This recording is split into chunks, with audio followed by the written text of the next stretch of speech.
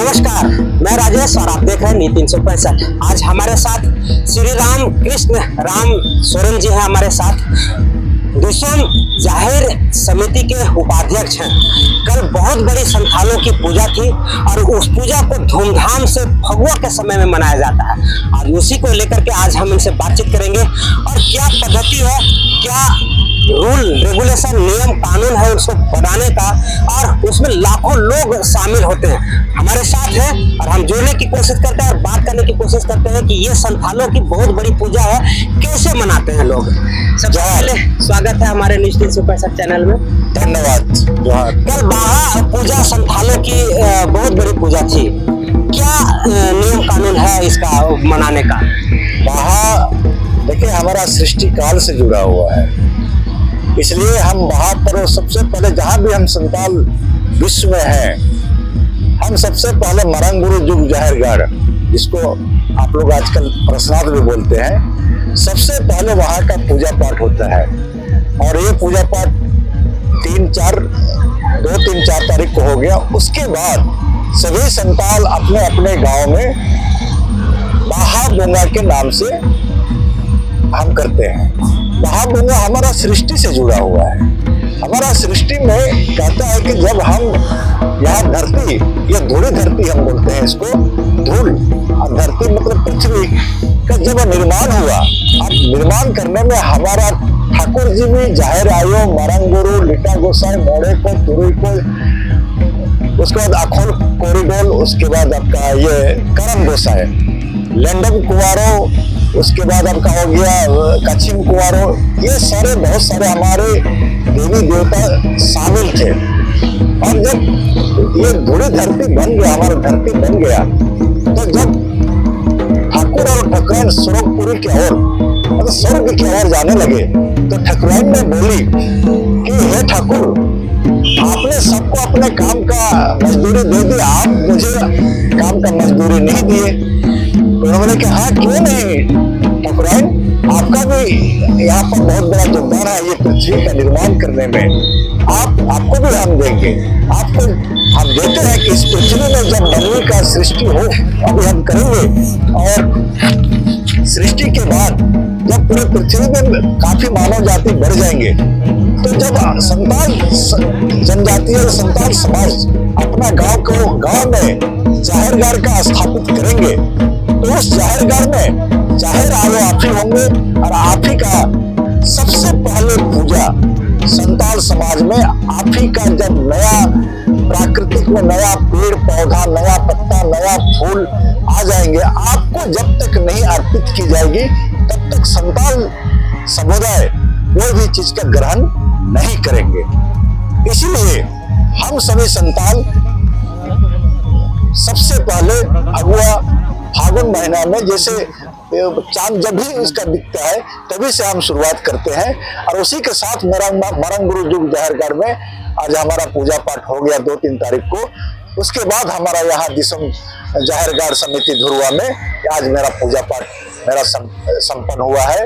जो नवीन टुड्डू है वो हमारा ये नायके बाबा है, उनके द्वारा सबसे पहले हम जाहिर आयो को हम बलि देते हैं मुर्गी, मतलब उसको हम लोग हेड़ा मुर्गी बोलते हैं संथाली में।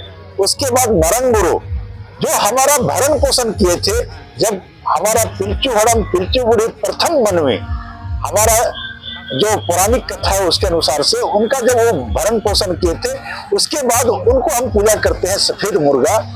उसके बाद मोड़े को तुरी को, वो भी एक शक्ति है, वो भी हमारा इस पृथ्वी के निर्माण के समय में थे, तो उसके बाद उनको हम लाल रंगवा से उसको हम बलि देते हैं। तत्पश्चात हम जो हमारा सखुआ का ये है फूल है, उसको हम जाहिर आयो को हम चढ़ाते हैं, अर्पित करते हैं। उसके बाद महुआ का जो फूल होता है उसको मरंगुरु को अर्पित करते हैं। अब मोड़े को तुरी को जो है तो सुनुम मतलब तेल होता है और सिंदूर दोनों मिला करके उसको हम टीका या अर्पण करते हैं, उसको टीका अर्पण करते हैं। ये मेरा कल वहाँ आज सभी संपन्न हुआ। और उसके बाद हमारा सांस्कृतिक कार्यक्रम अभी चल रहा है और सांस्कृतिक कार्यक्रम में हमारा झारखंड के अलावा बंगाल, उड़ीसा, इधर बिहार, सभी से संताल हमारे यहाँ पर पहुंचे हुए हैं और पहुंच करके सभी इस महापर्व में सभी सम्मिलित होकर के अपना मरंग गुरु जाहिर आयो और हमारा नायके बाबा के यहाँ से फूल जो होता है महुई सखुआ का फूल, उसका लेकर के उसका चरण स्पर्श किया जाता है। चरण तो हम लोग में स्पर्श नहीं किया जाता है, हमारा एक संस्कार है, हम जोहार करते हैं। जोहार लेकर के जो हमारे महिलाएं होती है गोछा करते हैं और हम पुरुष जो होते हैं हम हाथ में लेते हैं, लेकर के अपना कान में हम खोजते हैं और वो अपना बाल में, अपना सर का बाल में अपना खोजती है महिलाएं और हम अपना नाच गान करते हैं। अच्छा, झारखंड में 32 जनजातियां निवास करती हैं। आप संथाल किस जनजाति में आते हैं? संताल ही खुद एक जनजाति है, 32 में से एक सबसे बड़ी जनजाति है यहाँ पर। जो आप बोलते हैं 26% हमारा झारखंड में जनजाति है, उसमें से हम अकेले 16.5% है और भारत देश में हम तीसरी सबसे बड़ी जनसंख्या है। हमारे ऊपर से भील और गोंड है, उसमें तीसरी जनसंख्या जो हमारा है संताल जनजातियां है। इसे पूरे देश में हम फैले हुए हैं, यहाँ से लेकर के असम हो गया आपका बिहार हो गया, बांग्लादेश हो गया, नेपाल हो गया, उड़ीसा हो गया, पश्चिम बंगाल हो गया, झारखंड हो गया और देश में कोने कोने में हम फैले हुए हैं। अच्छा, अभी जनजातियों के बीच में एक बड़ा सा वहम कहे या बहस कहा जाए, आप संथालों में कौन सा धर्म मानते हैं? जैसे बहुत सारे लोग बोलते हैं कि सरना धर्म है, वो मेरा आदिवासी धर्म है, हम सरना धर्म मानते हैं। बहुत सारे लोग सरना सनातनी बोलते हैं। तो आप किनके पक्ष में आप क्या मानते हैं? देखिए, हम लोग जितने भी जनजातीय हैं हम मूर्ति पूजक नहीं है, हम प्राकृतिक के पूजे करते हैं। आप सामने में जो पेड़ दिख रहे हैं, पत्ता दिख रहा है, पत्थर दिख रहे हैं, जल दिख रहे हैं, धरती दिख रहे हैं, हम उसका पूजा करते हैं। और यदि किसी का पूजा उससे मिलता जुलता है तो हमको बोल सकते हैं, लेकिन हमें तो नहीं लगता है कि इस धरती में किसी का मिलता जुलता है हमारा से। हमें तो नहीं लगता है किसी से मिलता है। हम ईटा पत्थर सब कुछ अपना देवी देवता हम देखते हैं, हम जहाँ बोलेंगे वही पूजा पाठ कर सकते हैं। और हर आदमी, हमारा जो संताल है, हम हर आदमी पूजा में सक्षम है। तो यहाँ हमारा पूजा के लिए अलग गोत्र नहीं दिया गया है, कोई असक्षम नहीं है, सभी सक्षम है। इसलिए तो ये जो बोलते हैं कि जनजाति आदिवासी हिंदू हैं, हिंदू के कैटेगरी में रखा गया है। नहीं, ऐसा नहीं है। आप तो ये भ्रम है आपका। देखिए, 1871 से हमारा जनगणना शुरुआत हुआ है जो अंग्रेज ने की है अपने शासनकाल में। 1871 में मुझे अदर कॉलम में रखा गया था, लेकिन 1881 का जनगणना में मुझे एनिमिस्ट कहा गया, मतलब प्राकृतिक। 1891 में मुझे एनिमिस्ट कहा गया, 1901 में मुझे एनिमिस्ट कहा गया, 1911 में मुझे वहां भी हमको एनिमिस्ट कहा गया, 1921 में मुझे ट्राइबल रिलीजन कहा गया, 1931 में भी ट्राइबल रिलीजन कहा गया, 1941 में ट्राइबल मुझे कहा गया। यहाँ तक कि इस देश जब आजाद हुआ उसके बाद ही हमारा धर्म कॉलम अंक में रखा गया था tribal religion, schedule tribe religion. लेकिन दुर्भाग्य है इस देश में कि 1961 आते आते इस देश में क्या प्रक्रिया होती है, शासनकर्ता क्या करते हैं, इतनी बड़ी जनसंख्या जो हम अंग्रेज के समय में 2 करोड़ तक थे, उसको एकदम विलुप्त करके वहाँ 1800 यहाँ तक कि 1951 में ही हम 16 लाख मुझे कर दिया गया और 1961 में तो मुझे विलुप्त कर दिया गया। यही है इस दुर्भाग्य, हम आदिवासियों, संतालों या देश की जितनी भी जनजातियों के साथ यही दुर्भाग्य। नहीं, जब कानून लागू हुआ हमारे देश में 1950 में, उसमें 6 धर्मों को मान्यता दिया गया, यानी कोड दिया गया है, हिंदू, मुस्लिम, सिख, ईसाई, बौद्ध और जैन का। तो उसमें साफ शब्दों में संविधान में अंकित किया गया है कि ये सारे धर्म के अंतर्गत जो लोग आते हैं, वो जनजातीय जो लोग हैं, वो लोग हिंदू के कैटेगरी में रखे गए हैं, उनको हिंदू समझा जाएगा। ये कानून मंत्रालय भी इसको पुष्टि किया हुआ है। नहीं, तो उसमें कोई संताल है इस देश में, छोटी मोटी जनसंख्या तो नहीं है। जो इस देश में 441 जनजातियां हैं, किसी से सहमति नहीं होगी। हमें यदि सहमति नहीं होगी तो इस देश में क्यों फिर गर्म है सरना धर्म। क्यों फिर गर्म है? लोग बोल रहे हैं कि सरना धर्म सिर्फ रांची जिला के कुछ जिलों का मांग है। बहुत सारे अभी एक और सरना कोड की आदिवासियों की एक और कोड अलग से मांगे सरना धर्म के अलावे। तो इस तरीके तो 32 जनजातियां तो 32 तरह का धर्म कोड मांगेंगे तो कैसे किसको मिलेगा? नहीं, ऐसी बात नहीं है। देखिए, यहाँ बहुत सारा सहमति बन चुका है। हमारा बंगाल, हमारा झारखंड, हमारा उड़ीसा, हमारा छत्तीसगढ़ में हम करीब 42 लाख के आसपास हम 1911 का जनगणना में हमने दर्ज की है। और हम देश में भी हम लोग सहमति बना रहे हैं कि ठीक है, यदि आप सरना पर नहीं है तो आदिवासी धर्म पर आ जाइए। जो हमारा पहले से जो हमारा जो जनगणना है, जो हमारा दस्तावेज है अंग्रेज के समय का, वो हम लोग पास पूर्ण दस्तावेज है भारत का महारजिस्टर का। आप उसको रिस्टोर कर दीजिए सर, उसको आप रिस्टोर करके मुझे जगह दीजिए। इतनी बड़ी जनसंख्या है, आज में 15-16 करोड़ रुपया, हम 1 करोड़ जनसंख्या हम यहाँ से बिलोंग करते हैं इस देश से, तो हमें दीजिए, इसको जगह हमें दिया जाए। क्योंकि एक बहुत ही छोटी जनसंख्या है, जिसमें हमको आज 45 लाख है। और जिस समय ये 1901 में उनको पहली बार जनगणना में कॉलम दी गई तो उसमें करीब 7-8 लाख तो उसकी जनसंख्या थी। वो पूरा साफ आप जब देखेंगे महारजिस्टर का जो दस्तावेज है अंग्रेज जमाना का, उसमें क्लियर कर दिया हुआ है। अच्छा, आपको अगर सरना धर्म कोड या आदिवासी धर्म कोड अगर मिल जाता है तो क्या फायदे होंगे? फायदे ये होंगे, हम एकजुटता हो जाएंगे। हमें एक अपना एक देखिए, संख्या एकता ही बल है, संख्या ही एक बल है। और मेरी सबसे बड़ी बल है ये मेरे, हम अपना ये तो बोल सकते हैं कि मेरी जनसंख्या इतनी है, लेकिन आज तो हम बिखरे हुए हैं।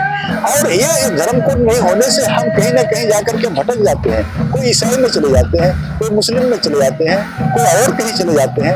इसलिए आज तो हम बिखर गए हैं, हम इस देश में अपना शक्ति नहीं दिखा पाते हैं। और आज का डेट में कोई भी अपनी शक्ति जनसंख्या से दिखाती है और किसी से नहीं दिखती है। इसलिए हम चाहते हैं कि हम लोग एक जनगणना, एक कोड में हम हो जो हमारे शक्ति देखे इस देश में हमारी क्या जनसंख्या है। जनजातियों के बहुत बड़ा तबका अपने आप को सनातनी हिंदू मानते हैं, क्या कैसे? देखिए, बोले ना कि जब जगह 19 आप समझिए कि देश आजाद हुआ 75 साल हो गया, जब 75 साल में मुझे जगह नहीं देगी तो निश्चित है इस देश में हमारे जनजातीय समाज बिखरते गए, इधर उधर भटकते गए, उसमें कोई किसी तरह का दो राय नहीं है। लेकिन जब इतिहास जब खोल के देखेंगे, जब हमारे असली दस्तावेज देखेंगे अंग्रेज के समय कहीं हमको CNT एक्ट ने दिया इस जल जंगल जमीन संरक्षण के लिए, मुझे SPT एक्ट दिया, इसलिए मुझे धर्म कोड भी उसमें दिया गया हमको। तो और आज वो कानून इस देश में लागू है, इस राज्य में लागू है, और वो भी आप समझिए कि 9वीं अनुसूची में डाली हुई है पूरा SPT एक्ट, और बहुत सारे धाराएं जो CNT एक्ट है उसकी डाली हुई है। तो आज भी मेरे ख्याल जब आप CNT एक्ट को मानते हैं, SPT एक्ट को मानते हैं, तो हमें लगता है कि उसका दस्तावेज को भी मानना चाहिए इस देश को, कि हमें 1951 तक, खासकर अंग्रेज तो 1871 से लेकर के 1941 तक क्लियर कट हमें अलग कोड दिया हुआ है, जनगणना में धर्म कॉलम कोड दिया हुआ है। तो जब अलग से आपको सरना धर्म कोड या आदिवासी जनजातियों का कोड मिला हुआ है तो फिर ये अलग से मांग क्यों? कहाँ मिला हुआ है अभी नहीं है ना, तो बोले नहीं, तो विलुप्त हो गया है। 1951 तक था, लेकिन 1961 का जनगणना में आकर के उसको भी विलोपित कर दिया गया। वो भी विलोपित हो गया, यहाँ भी छल हुआ है।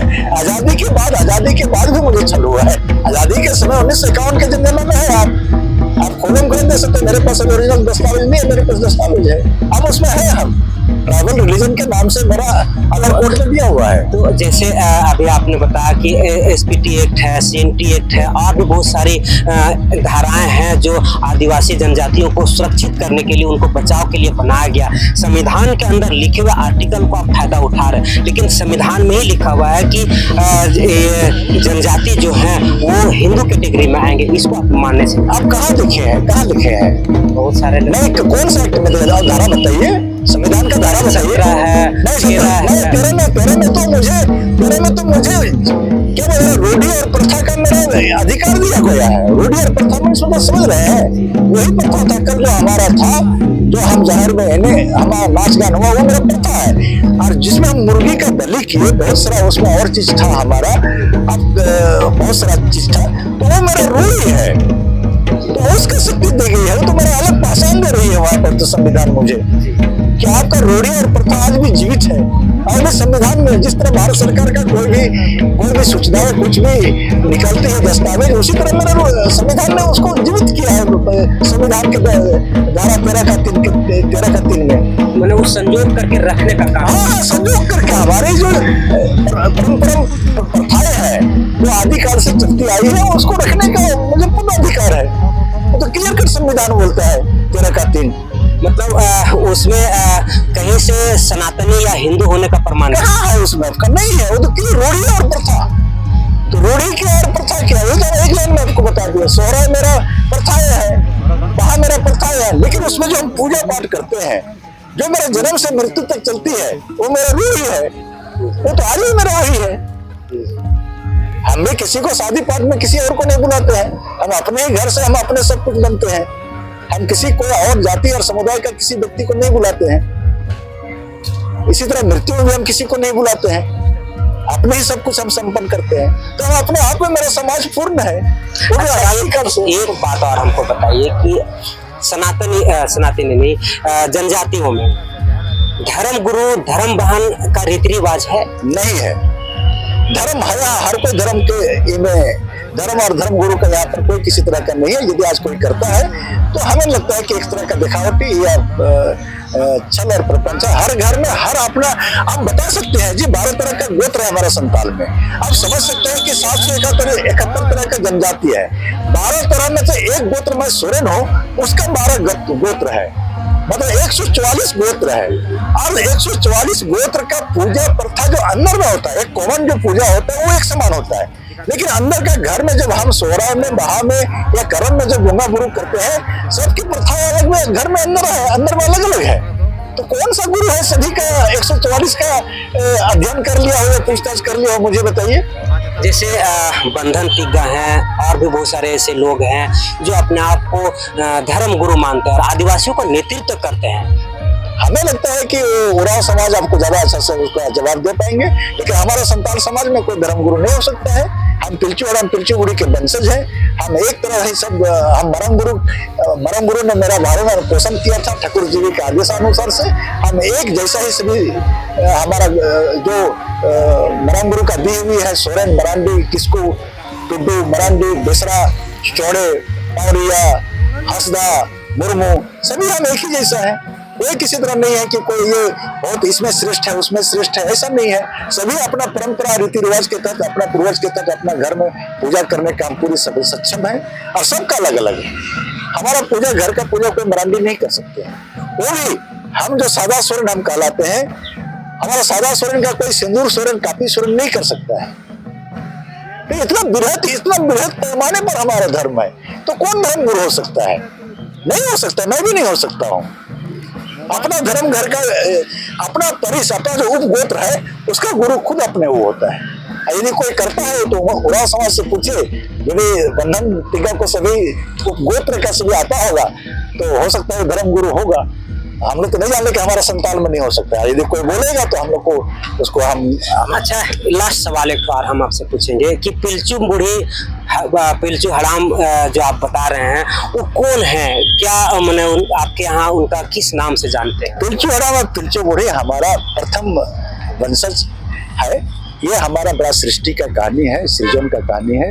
एक दिन ये पृथ्वी जो था पहले से पूरा जलाखार था, पानी से पूरा भरा हुआ था, और एक दिन हमारा ठाकुर और ठकुराइन सुरखपुरी से यहाँ पर भ्रमण करने के लिए आए थे। और हमारे जो ठकुराइन है वो अपना उनको नहाए, पानी का इतना सुंदर यहाँ यही था कि वो नहाने का उनको मन किया। और अपना हंसली, इसको देखिए हंसली, ये हंसली बोलते हैं हम लोग, अपना बाएं साइड का हंसली और दाहिने साइड का हंसली से अपना मैल छोड़ाते रख गए। रखते उनको मन किया कि मैं 2 चिड़िया बनाती हूँ। 2 चिड़िया बनाती है और दोनों चिड़िया बहुत ही सुंदर था, तो बहुत ही सुंदर देखने में उनको लगने लगा। तो उधर पीछे से आते हैं ठाकुर जी भी, कि आप समय हो गया, आप चलते हैं हम लोग स्वरूपपुर। तो देखते हैं कि ठकुराइन तो बहुत प्यार कर रही है, 2 चिड़िया बनाई हुई है। तो वो बोलते हैं अपने भाषा से, बुकिंग 2 चिड़िया, मतलब ये दोनों क्या है? तो बोलता है ठाकुर मैं इन दोनों चिड़िया को बनाया हुआ हूँ, इन लोग को आप प्राण दे दीजिए, इन लोग को जीवी दे दीजिए, इन लोग को ओम कर दीजिए। ओम, वो ओम नहीं है। अच्छा, ओम नहीं है, ओम नहीं, ओम है। ये देखिए ये ओम है, ओम कर दीजिए। अभी भी हमारा गांव में रीति रिवाज है, जो हमारा वैद्य जो शक्ति जिसके पास रहता है, दैविक शक्ति, कोई किसी तरह का अचानक, हम तो पूरा जंगल में रहे हैं प्राचीन काल से, तो कभी किसी तरह का कोई सर दर्द, कुछ पेट दर्द हो जाता है तो सबसे पहले हम अपना जो वैद्य होते हैं पहले उनके पास जाते हैं, वो पहले ओम करते हैं। उनके पास शक्ति रहती है, दैविक शक्ति रहती है, हमारा बोंगा गुरु लोग का शक्ति रहता है। तो उन्होंने ठाकुर जी से बोला कि आप ओम कर दीजिए, तो ओम कर दिया ठाकुर जी ने। तो ओम कर दिया तो दोनों जीवी आ गया, मतलब प्राण आ गया। तो प्राण आ गया तो पूरा समुद्र, वो तो पानी ही पानी था, पूरा उड़ने लगा, पूरा उड़ने लगा। तो उड़ते उड़ते उड़ते उड़ते फिर बोला कि ठाकुर जी ने प्राण तो दे दिया, लेकिन इन लोग का नाम तो आपने नहीं दिया। बोलते हाँ हाँ क्यों नहीं, नाम दे देंगे। आप बताओ कि कहाँ का मैल से निकाल करके इन लोग को बनाई हो। और नहीं, एक को हमने निकाला है दाहिने साइड का, जो इसको हम लोग बोलते हैं हंसली जांग, और इसको हंसली जांग बोलते हैं। मतलब दाहिने साइड का हंसली जांग से एक, और बाएं साइड का हंसली जांग से एक को बनाया है, दो चिड़िया। तो बोलता है दाहिने साइड से वैसे किसको बनाया हो, तो बताया कि इसको हम बनाए हैं। तो बोला वो हंस हुआ। अब बाएं साइड से जिसको बनाया वो हासिल हुआ, वो हासिल हो गया।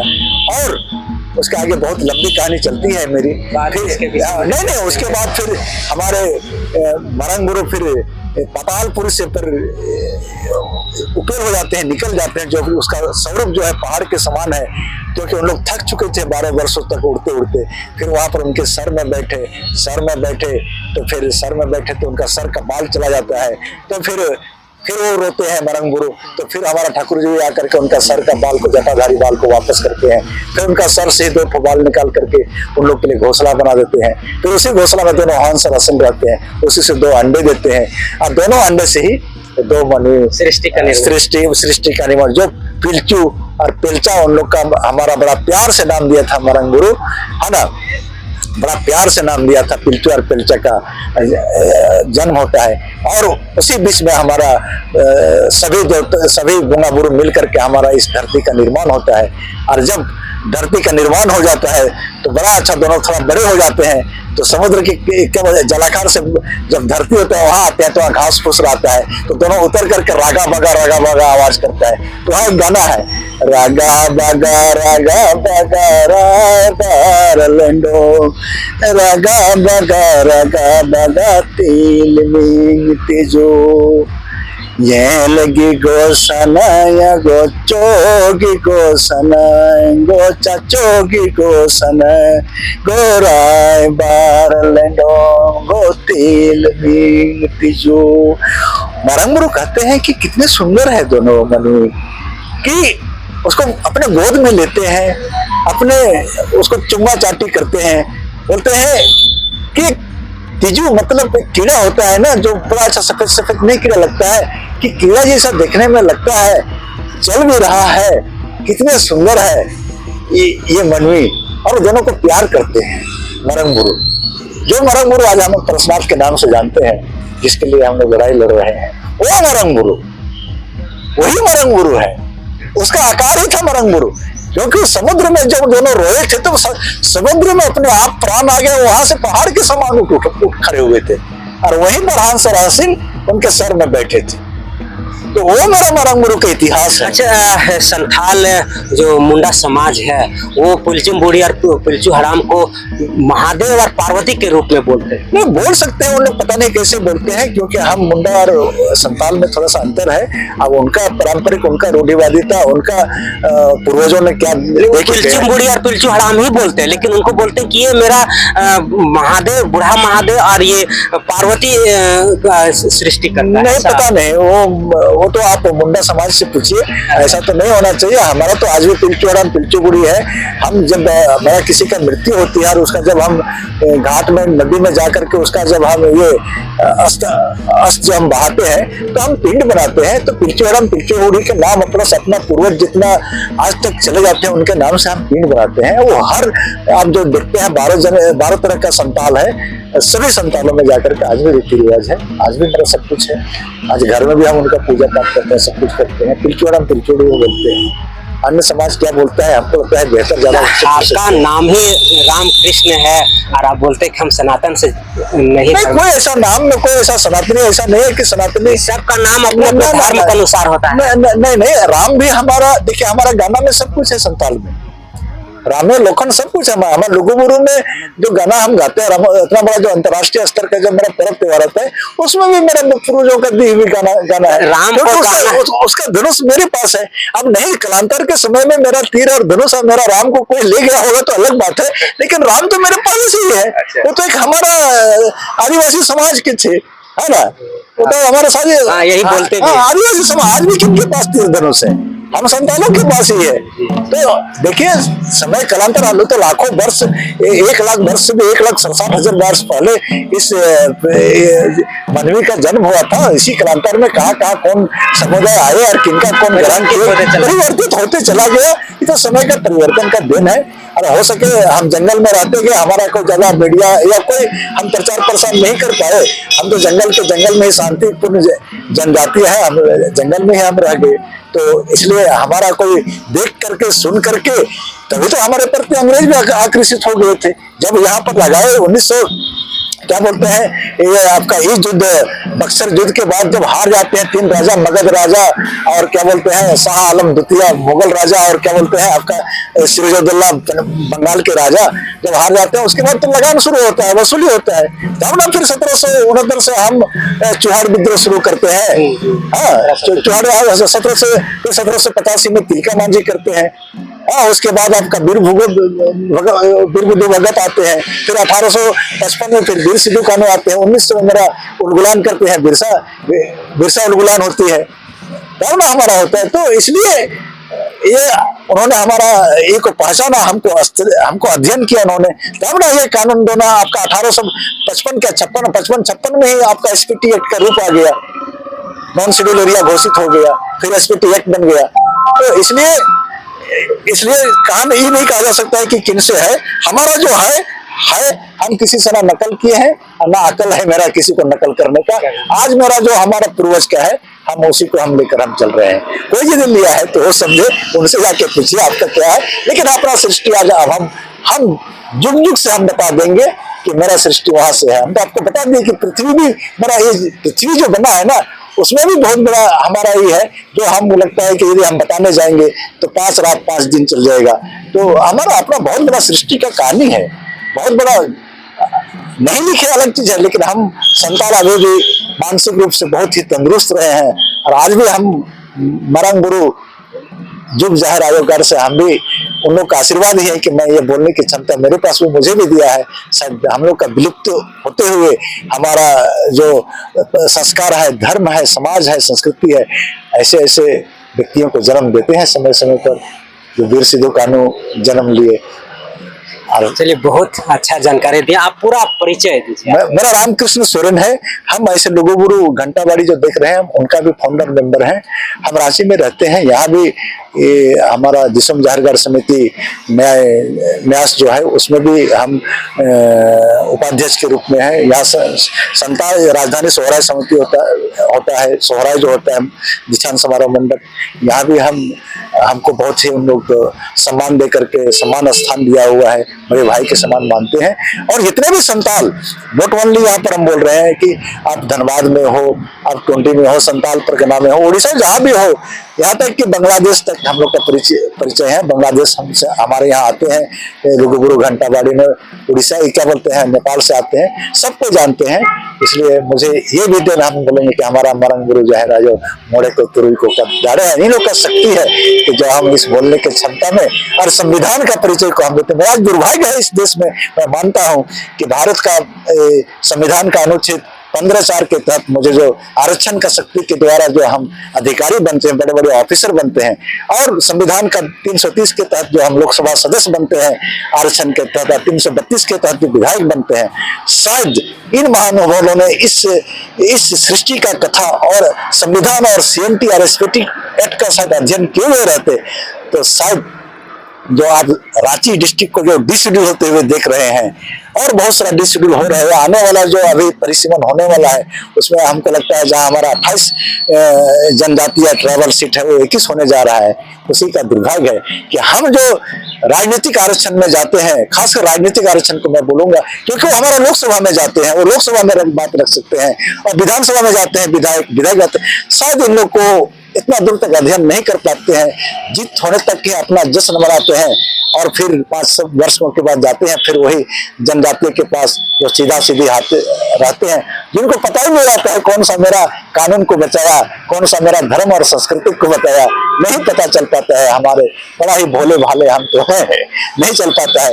लेकिन मैं सभी से आग्रह करूंगा कि आप यदि कोई भी आरक्षण के तहत राजनीतिक लाभ में राजनीतिक का नेता बनते हो, वो सांसद या विधायक बनते हो, तो आप भारत का संविधान, आप पेशा कानून और आप CMT और सर्टिफिकेट का अच्छी से अध्ययन कीजिए, हर धारा को अध्ययन कीजिए, कहाँ पर कौन सा नुक्स क्या है, कौन सा अधिकारी कहाँ पर क्या क्या प्रॉब्लम कर रहा है जिसके चलते आज एक जमीन हमसे छीना जा रहा है। पूरा रांची छीन करके रियली रोना आता है। पूरा संताल परगना में वही चीज दृष्टि आ रही है क्योंकि इसमें एक ही चीज है कि हम शासक जो है ना, हमको नहीं पता है कि CMT और SPT एक्ट का सारा शक्ति केंद्रित है उपायुक्त के पास, डिस्ट्रिक्ट कमिश्नर के पास। और डिस्ट्रिक्ट कमिश्नर सरकार के अंतर्गत आते हैं, अब वो क्या कार्रवाई करते हैं नहीं करते हैं, या सरकार क्या उनको आदेश देती है नहीं देती है, जिसके चलते हम आदिवासी न्याय के लिए दर दर भटकते हैं। आप देखे होंगे सब किसी का घर लूट रहा है, किसी का जमीन लूट रहा है, किसी के घर में रातों रात बाउंड्री वॉल कर दी जा रही है। तो ये दुर्भाग्य है। कानून सब कुछ बनी हुई है, वो भी 9वीं अनुसूची में रखी हुई कानून है, जिसको कोई 9वीं सूची में आने के बाद कोई राज्य सरकार उसमें बदल नहीं सकती है। ऐसी कानून लगाने के बाद यदि कोई करता है तो हम मानेंगे शिक्षा का कमी है, वो राजनीतिक नेता लोग का हो या हमारा बुद्धिजीवी लोगों का है, ये हमारा शिक्षा का कमी है। और शिक्षा ही हमें बचाएगी आने वाले दिन में, शिक्षा ही हमें संजो करके रखेगी। हमारा धर्म हो, संस्कृति हो और जंगल हो, उसके बिना हम कुछ नहीं कर सकते हैं। इसलिए शिक्षा हम तो सभी से आग्रह करते हैं सरकार से भी कि हमें शिक्षा दो, और हमें लगता है उसके बदले कोई जरूरत नहीं है मुझे 5 रुपया किलो या 1 रुपया किलो वाला चावल या साड़ी धोती लेने की। मुझे ज्ञान दो, ज्ञान आने से मुझे सब कुछ आ जाएगा।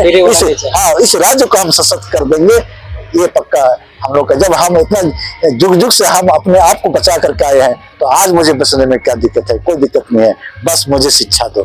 शिक्षा ही मेरी सबसे बड़ी मांग है। शिक्षा होने से हम हर कुछ मेरी छीनी गई है, मुझे लुप्त किया गया है, हम सब कुछ हम वापस कर लेंगे।